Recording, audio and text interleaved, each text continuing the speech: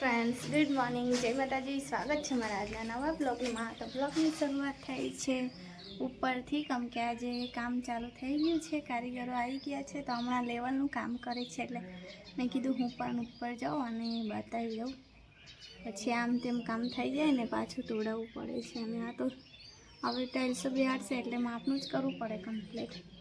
તો ચાલો, સાંજે જવાનું છે રાજપીપળા, તો આગળ લગ્ન છે ઘરમાં, તો બધી શોપિંગ કરવા જવાનું છે. તો ચાલો તમે બધા કન્ટિન્યુ રહેજો વિડીયોના એન્ડ સુધી.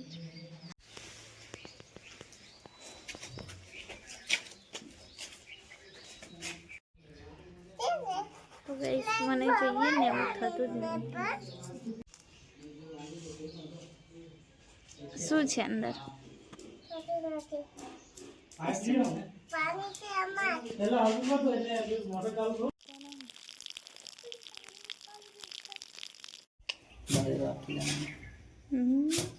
એમ કેટલો થઈ ગયો જો બપોરના 2 ઊંઘી ગઈ હતી મેં 1 કલાક.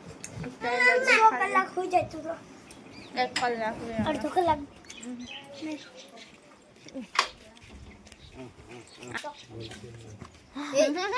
આસ્તા મારા ઘરે ના આવતી. આવ છું અમે તો મેં જાઉં છું જતી ના. આ બાજુ ટીચર બની છે, મેં તો ભણાવે છે.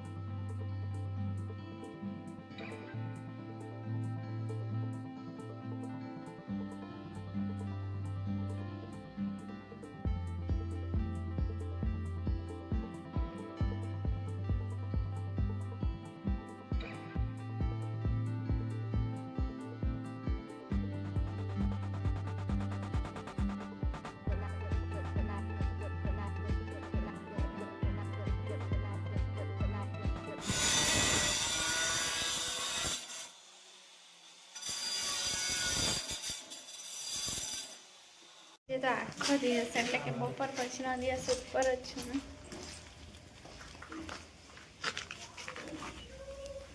ધૂપ દેખો, ધૂપ.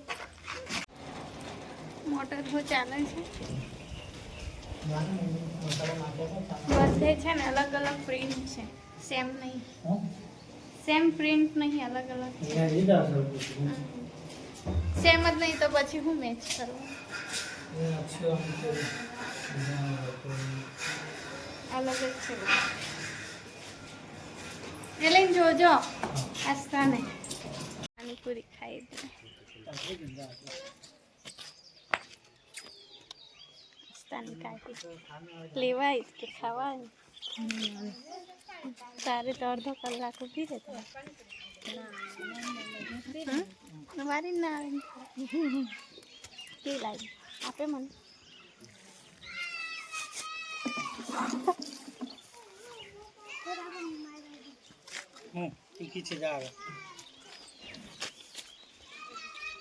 ચાલો, પાણીપુરી ખાઈ લીધી છે. હવે પાછા થોડી વાર ઉપર જઈએ, પછી પાણી આવે ને તો નીચે આવી.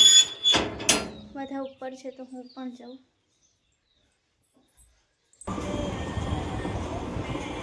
તો ગાઈસ, અત્યારે હું કાલ માટે શાક છોડું, ચોરીનું શાક. અને આ બાજુ મારી આસપાસ સુઈ ગઈ છે. વોલ્યુમ ઓછું કરો બેટા, વોલ્યુમ ઓછું. અને છે ને 7:30 થઈ ગયા છે અને કામવાળા ભાઈઓ હજુ